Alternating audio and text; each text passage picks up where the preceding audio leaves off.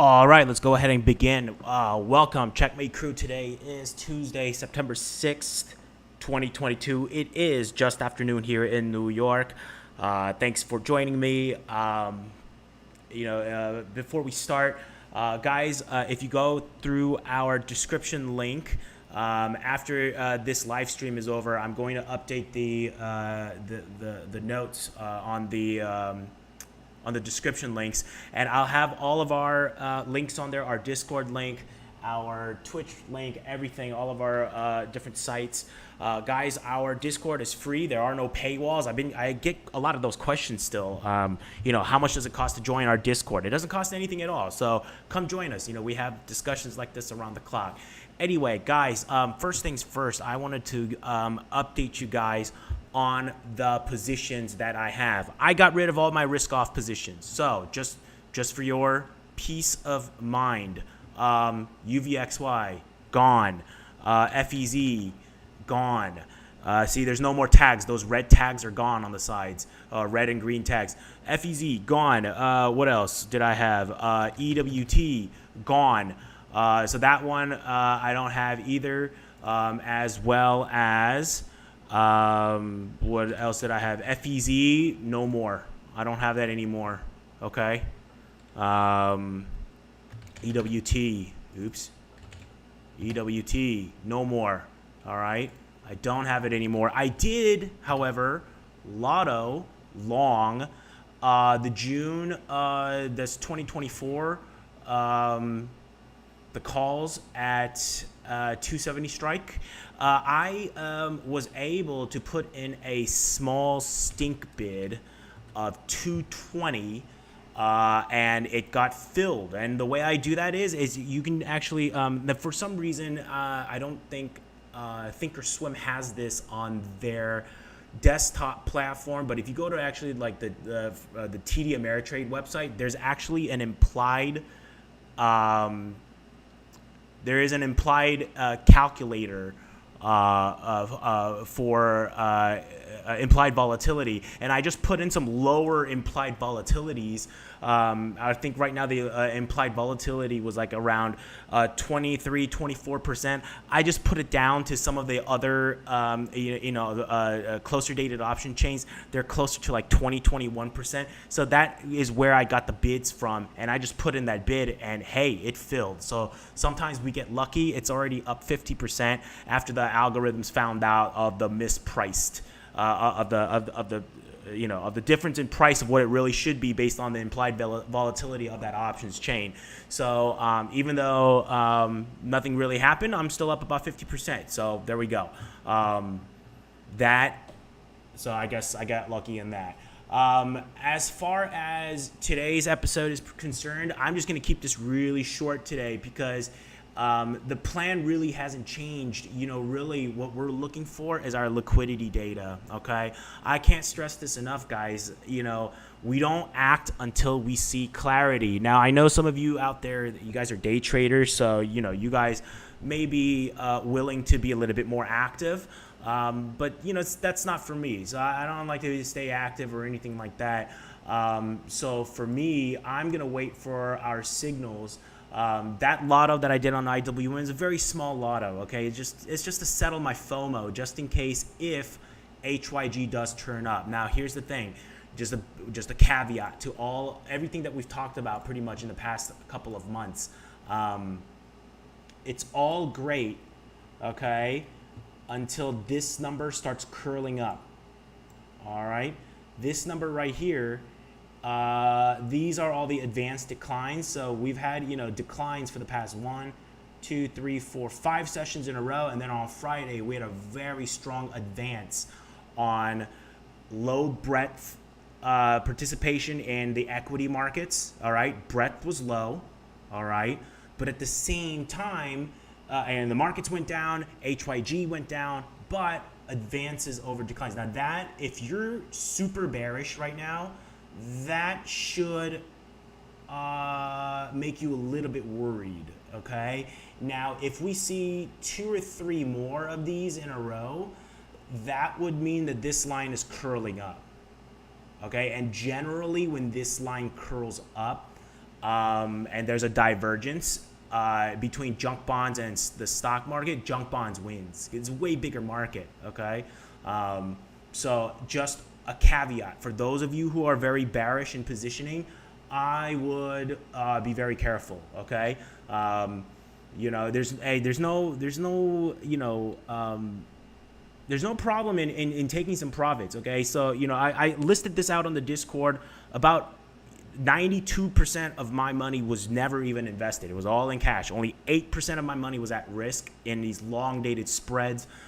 Even if they were to go down, I could have cashed out of them and not lose the full 8%, all right? We had our little Baidu play that gave us 2%. So really, after the Baidu play, only 6% of our money was at risk. And, you know, from that, you know, it looks like as if I doubled that amount. And so in the quarter, it looks like my spec account is up about 6%. All right. Now, in a environment where a lot of pros are down this quarter, I consider that a win. You know, I wish I had a little bit more conviction, maybe played a little bit more than just 8% or 6% of my portfolio. But hey, that's hindsight. Okay. So it is what it is. And we look for our next play. The next play I do have in mind for equities, I think, okay, and this is just me, I do think that for options expiration with all the puts that we have, I think it's very likely that we might see a little bit higher, okay? We could go down. Now, again, it really depends on our liquidity data. If our liquidity data just keeps pointing towards low liquidity, if our junk bonds AD line keeps going down, if that New York high-low line, okay, this New York high-low line that we always look at, if that keeps going down, this one, if that keeps going down, let me just update just in case. Yeah, I mean, it only updates once a day, but if that keeps going down, then I think if we get up to the 4150 area, that's a good place to buy some puts. All right, very good place to buy some puts. However, if not, then, you know, if the market just keeps going down from here, if we don't see that rally, then, you know, I like to start nibbling right at the 3660 zone or so, 30, you know, the 366 on SPY. I'm going to start buying some shares. I'll keep most of my share buying at around 345. And then if I see that MOAB signal where all the liquidity signals are starting to move up, then I'll start buying some in-the-money calls as well on SPY or the RUT or IWM. Okay, so that is that's my plan so far on this. Nothing has changed. Right now, I'm just sitting tight. Another part of my plan, HUT. It's getting closer to our buy zone, very much closer. I know we've got this big ETH event coming up soon. So if that in that ETH event, you know, in the merge event, if something goes haywire, or if I don't know, if it doesn't turn out good, then I can suspect that this might go down a little bit. If that does, I'm definitely going to be buying. All right. Ford. It was under 15 earlier today, but I guess it doesn't want to stay there. 1380, still my buy zone. I will keep to that plan. PPC, I already told you guys I bought this at 28.50. Looks like I bought early, per usual, and it is going a little bit down. If we get to about 29 or so, I'm going to be selling covered calls on this. All right. Oil, same thing. Oil, we had that OPEC announcement. On Monday, it was Memorial Day here, and there was very, very low volume on Monday. And I guess some of the pajama traders were able to push it up to 90 or so. Good for them. As the pros came back to their desks from all their, you know, their Hamptons vacations, it got pushed back down. We'll see where it goes. Okay, I'm done longing oil at these levels. If we see maybe mid 70s, I may consider doing a long, but right now I'm going to focus on shorting oil if it gets to this zone right here. Okay, I'm going to base it more though on the September contract, because that's where we're seeing a lot of the open interest. When the the December contract, when the December contract gets to 105, 110, I will definitely look to short this. All right, I'll be looking to short. Okay, I'll do it by via puts or so. All right. UUUU. If you're going to be in any commodity, it's going to be UUUU. I really want to get this in the sixes, mid sixes. That would be ideal. I don't know if I'm going to get this or not though. I should have just bought it here. I know, guys. I know. Shoulda, woulda, coulda. But you know, it was like here when we were talking about it, and I should have just gotten it here. But it is what it is. Okay. Gold. I'm still waiting for that level. If it gets to 1680 zone, 1676 to 1680 zone, I will be buying some call spreads. I'm gonna get out at right here around let's say 1800, a little bit over 1800. I'm gonna get out. So it's just a little swing play for me. It's not like a long-term view for me. It's just been that in the past few years, in the past 3 years, this has been a institutional demand zone. You just see a lot of volume with buys at this level. All I'm saying is it happens again. If it closes underneath that, I get out at a small loss. Risk to reward, very easy to manage. Very easy to manage that risk right here. All right, because if it closes below that, that means you're wrong and you just get out with a small loss. That's the type of plays I like, where the reward to risk is heavily in your favor. You're at the edge of your price structure, and you know exactly when you're wrong and you can just bounce out. Okay, so that is what I'll be looking at here. As far as that, I don't see any other changes to the plan. It was Memorial Day weekend. It was really nothing much happened on the news outside of the OPEC, the oil news for all the OPEC countries met. There's really not much. Great Britain has a new prime minister now, so I guess that. Let's see what the British pound is doing. The British pound is usually a risk-on currency. Usually you see it have strength if it's risk on, okay? The risk on environment. So it looks like that move is getting faded, okay? Looks like it. For all of you who trade Forex, maybe you look for it to break this level. I think if it breaks this level right here where it opened and where it closed earlier, I think that would be potentially a good scalp short. I won't be taking it, but I think that might be a good day trade for those of you who are Forex traders, okay? So that's what I see today, all right? Nothing else has changed for me.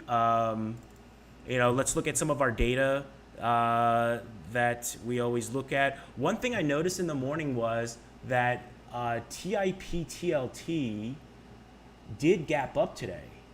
This is our inflation expectation chart. It did gap up, okay? Now, if you notice here, every time we have an outside day down, it does have a chance of retesting it, and then it gets smacked back down. Outside day down, 1, 2, 3, 4, 5, 6, 7, 8 sessions, boom, back goes down. Same thing here, 1, 2, 3, 4, 5, 6, 7, and by the 7th one, it's down again. Here, same thing. We had an outside day down. 1, 2, 3, 4, 5, 6, 7. Today's the 7th day, but it popped up. Do we see down tomorrow or not? We shall see. Okay. There is a lot of fear that that the Fed may have to get a little bit more hawkish, especially after the comments that they made after Jackson Hole. I think trying to bet on which direction and putting live money on what direction the Fed is going to go, I think that's a fool's game. So I think it may be just wise to just sit still for a bit and just wait to get clarification either from the market or from the Fed. Most likely we're going to get it from the market. All right, if history is any guide, usually the markets are way clearer than any type of Fed messaging, especially this Fed. That's my opinion, of course, but I do think that the market will give us a clear signal though before anything happens. Corn still going up. We've had record heat here in the United States. All right, I think that is affecting the corn crop. We might see revisions being made to the actual yield that the USDA projected, I think we do see some revisions in that. All right.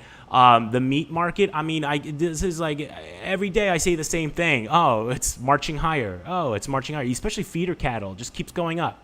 All right. That's why I'm still holding long to PPC. We have a $1 drawdown in the shares of the stock, but I do still think that because of this, in the next few quarters, their earnings are going to come out and their margins are going to be much healthier.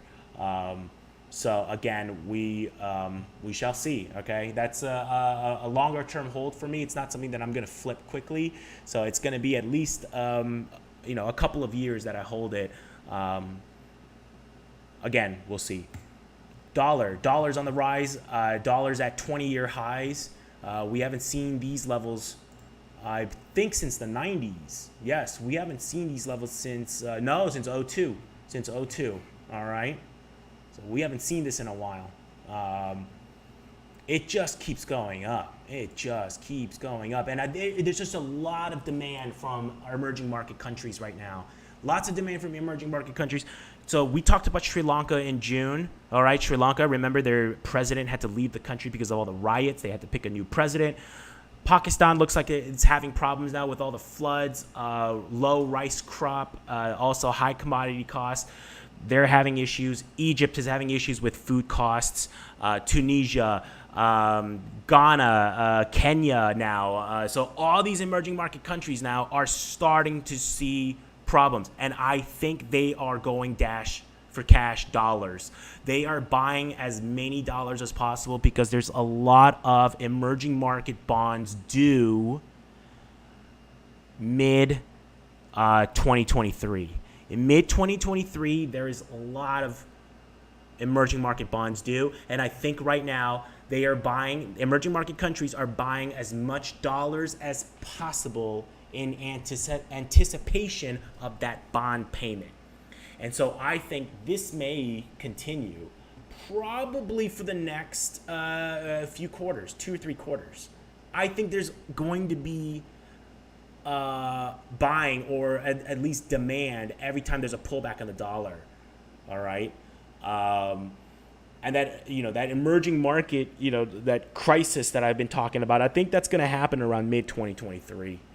I think it's going to happen. We were a little bit too soon when we bought EEM, but luckily we were able to get out almost at break even because of our gains in FXI. But still, I do think that the dollar is going to keep going up, and we're going to see increased problems in emerging markets. Turkey is another country that has a problem, but they have a totally different problem. They have record high inflation, and their central bank refuses to raise interest rates. Argentina also, Latin American countries are also starting to see problems. Southeast Asian countries, Thailand, all these countries, they're having issues now. I think all countries like that, Southeast Asia, Latin American countries, now some African countries, some Middle Eastern countries like Tunisia. Well, Tunisia's in Africa, but Egypt. I think these countries are buying as many dollars as they can. We're going to see this demand keep going up. All right. CEW is that ETF that tracks emerging market currencies.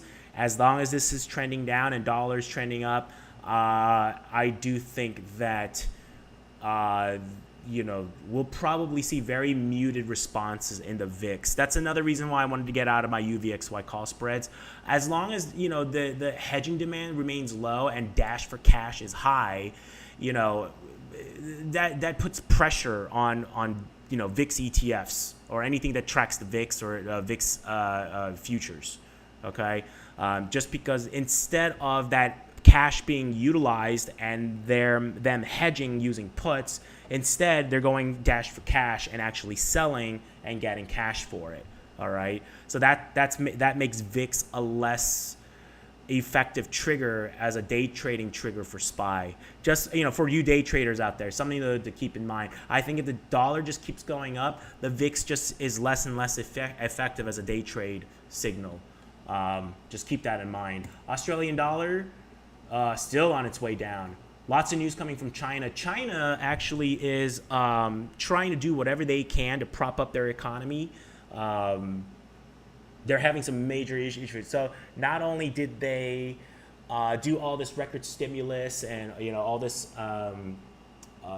projected spending for all this infrastructure projects, they also allowed financial institutions to lower their foreign currency reserves, so to prop up their renminbi. And so what they're trying to do is stop capital flight right now. I think they have a capital flight issue that they're trying to anticipate and trying to nip before it gets too bad.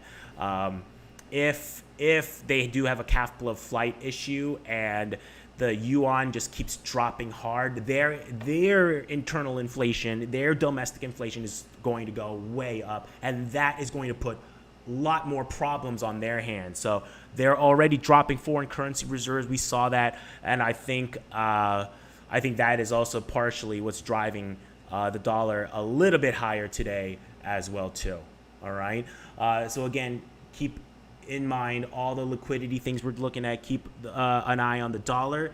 Keep an eye on that New York high-low line, and keep an eye in our Discord for this junk bonds advanced decline line. And again, guys, our Discord, you can join it. The link is in the description box.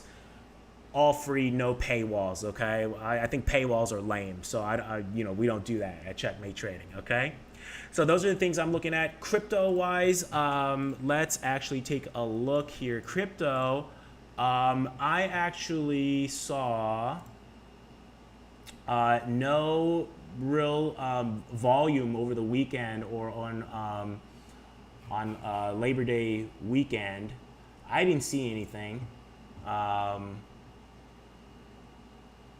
Let's just take a look, though.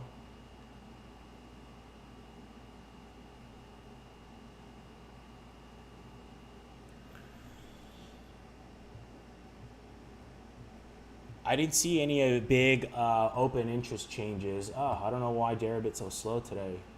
In the morning, it was really slow too. I think a lot of people must be getting on. Call premium being bought. Okay, let's see some block trades. I didn't see any block trades that were worth mentioning. These are all very small. Yeah, 250,000, but they're all spreads. So, the net, credit or debit is actually really, really small on those. It's not until we get into the millions where it really starts, making it, when I actually consider it's, somebody who could be a little bit larger of a player.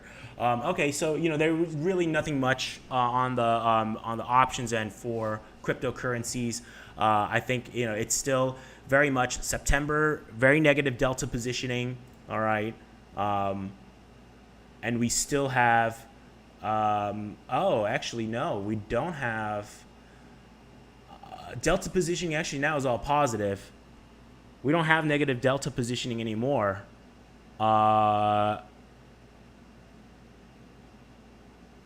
Interesting. That's what this is saying, right? Yeah, that is. There's no more negative delta positioning anymore. So now everybody is, I guess those got wiped out, and now people are positive. It's positive. So this, it could be, okay. And I'm not trying to predict the future, but it could be that, let's say the merge is successful. It could be a sell the news event.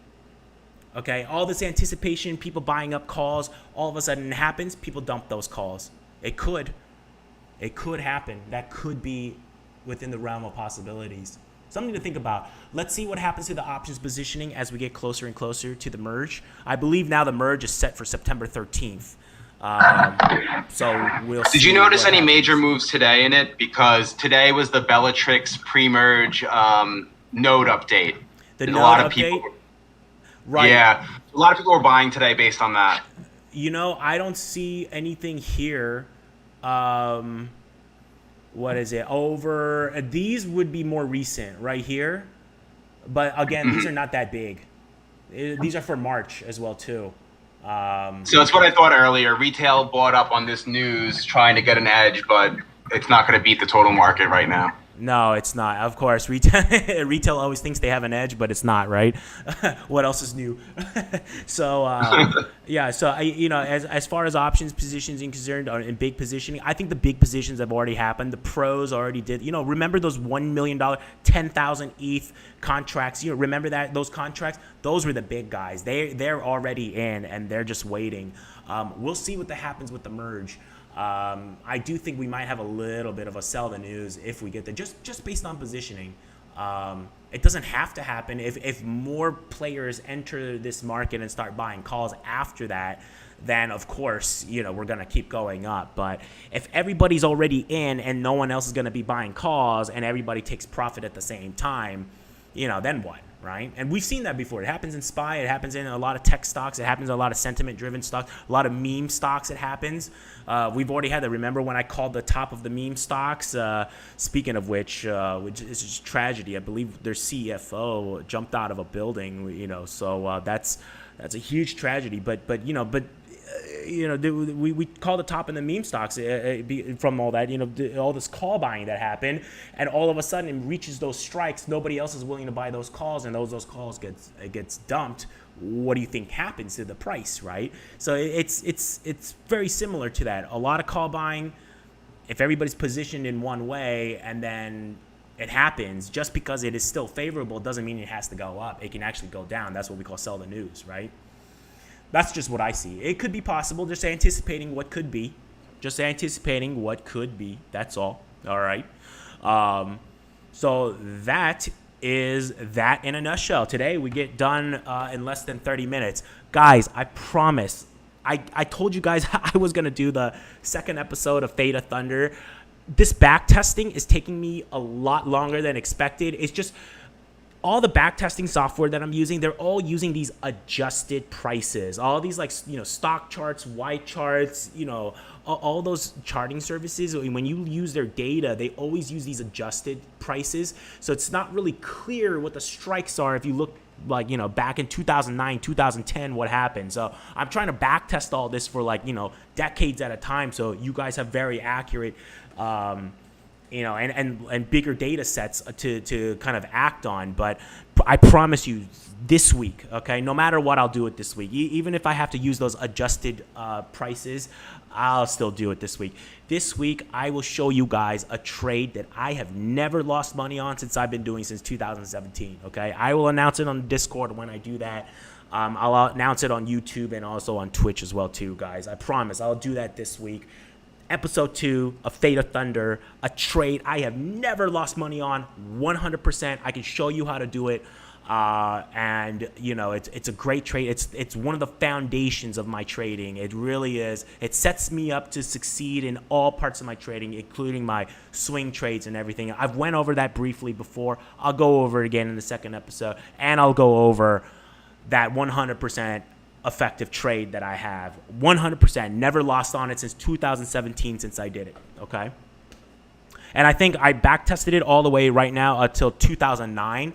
I think there was only one time where you have a 1 month drawdown, but after a couple of months, you're in the positive, all right?